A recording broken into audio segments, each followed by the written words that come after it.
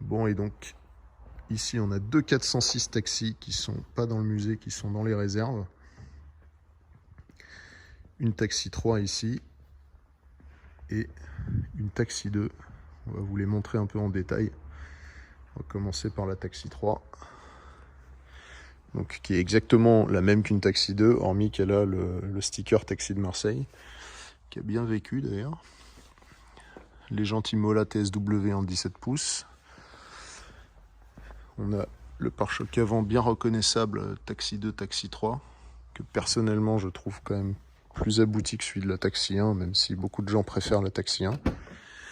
Les oreilles de Mickey, selon l'aveu de Gérard Krasvik, qui m'a dit que c'était un design qui est venu de son idée, et il a toujours appelé ça les oreilles de Mickey. Et à l'intérieur, là on retrouve à peu près la même chose que sur la mienne.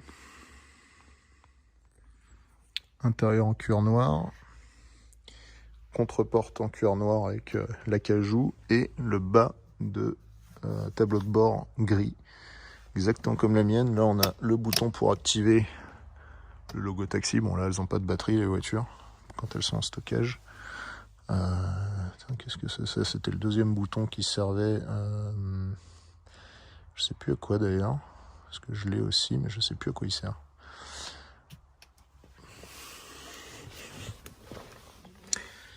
Comme la mienne, donc en fait elles ont toutes été préparées pareil, ce qui clairement me continue de me faire penser que les 406 de Taxi 2 ont été réutilisés dans Taxi 3, parce que c'est vraiment la même bagnole. Et d'ailleurs ici on peut voir Taxi 2, où je pense réellement, parce que là on voit qu'il y a les trous pour les ailes comme sur ma voiture.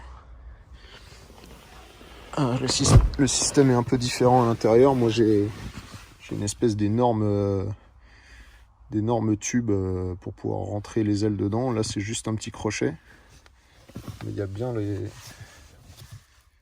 les trous pour faire passer les barres des ailes. Vraiment ça me fait, je pense que cette voiture clairement a été utilisée aussi dans Taxi 2. Le volant Isota, vu que je peux pas la démarrer, je peux pas mettre le contact, donc on saura pas combien de kilomètres elle a. Celle-là, elle a les suspensions sport qu'il n'y a pas sur la mienne. Et moi ici j'ai tout ça qui a été rempli avec un trou pour pouvoir installer la caméra, et je pense aussi le système avec le joystick pour conduire le taxi dans les airs. Celle-là elle n'a pas les pare-soleil avec les compteurs comme la nôtre, ce qui vraiment continue de me faire penser que la nôtre c'est vraiment la Aerocar, même si elle est appelée numéro 2. Monsieur Bonichon m'avait confirmé qu'ils avaient fait qu'une seule voiture avec des sacs à vomi, et comme la mienne les a, a priori c'est vraiment la mienne qui a servi de Aerocar. Là on peut voir qu'il n'y a pas les sacs à vomi sur celle-ci.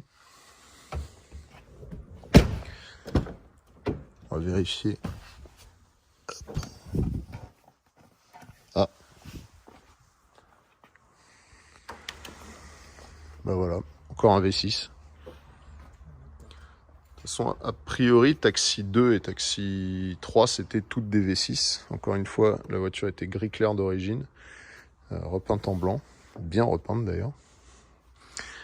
Détail, je ne sais plus si on vous avait expliqué sur la Taxi 2, mais donc, les ailes sont en fibre.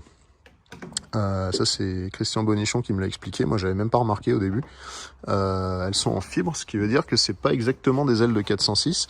Elles sont légèrement élargies, mais pas non plus énormément élargie, donc c'est pour ça qu'on le voit pas au premier coup d'œil.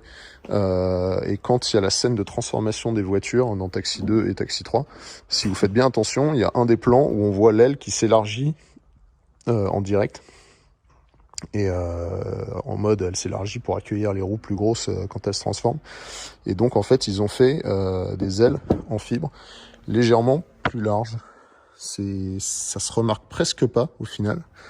Mais voilà, donc si vous voulez faire une réplique parfaite de taxi, il suffit pas d'un pare-choc, d'un aileron et des oreilles de Mickey, il faut aussi des ailes plus larges.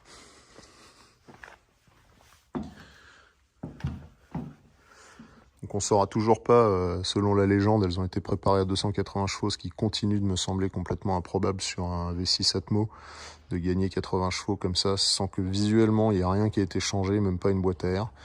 À l'occasion, il faudra qu'on passe la nôtre au banc, et comme ça on aura la certitude, mais moi je pense qu'elles sont complètement d'origine mécaniquement.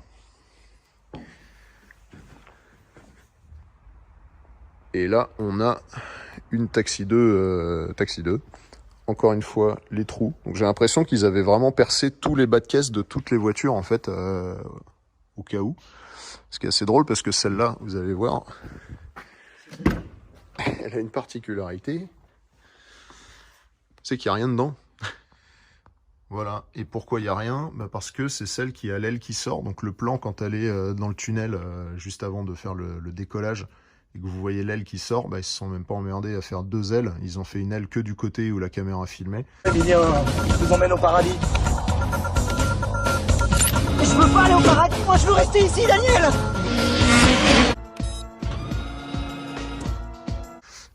Mais du coup, ça me fait vraiment penser que toutes ces voitures ont été préparées initialement de la même manière et qu'après, ils en ont transformé quelques-unes pour faire des cascades particulières. Puisque regardez, vu qu'elle était faite que pour ce plan-là, pourquoi ils se seraient emmerdés à mettre les boutons pour le lumineux? Ça laisse vraiment penser qu'elle a dû être complète à un moment donné, puis qu'ils l'ont découpée en se disant, tiens, c'est celle-là qui servira à cette scène-là. Mais je pense qu'à la base, elles étaient préparées de la même manière. Et là, fait intéressant, les stickers Taxi Marseille. Donc elle a les oreilles de Mickey amovibles. Donc elle a dû servir aussi à des plans transformation. Vous voyez, ils bougent. Il y a une barre en dessous qui les empêche de tomber, mais voilà. Voilà comment on fait du cinéma, du placo, des charnières et roule ma poule. Donc là, si on enlève la barre, on peut les faire se rétracter. Voilà, on a décalé la barre légèrement, ce qui permet de voir l'amorce du mouvement. Donc évidemment, si on enlevait complètement la barre, il tomberait complètement à l'intérieur. Maintenant, je vais m'amuser pour les remettre.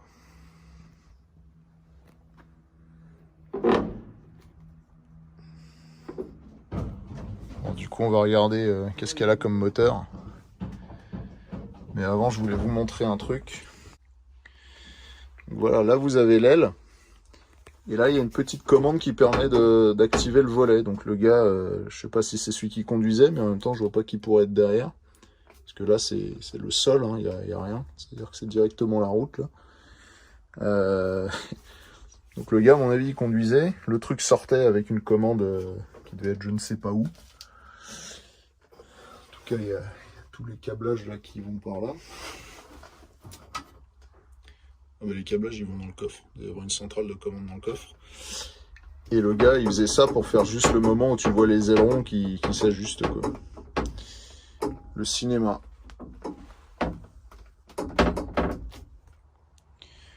Et celle-là c'est la numéro 4 quand la nôtre était la numéro 2. Alors qu'est-ce qu'elle a comme moulin? Cette voiture qui a été tronçonnée de partout. Ah bah tiens, un V6. Et elle était verte. Et le capot noir, donc ça c'est les capots qui sortent en pièces détachées qui arrivent noirs d'usine en après. Et après, peinture blanche directement. C'est vraiment rigolo de voir tout ça. Ah, elle a encore son vrai numéro de châssis qui n'a pas été tronçonné. Tiens.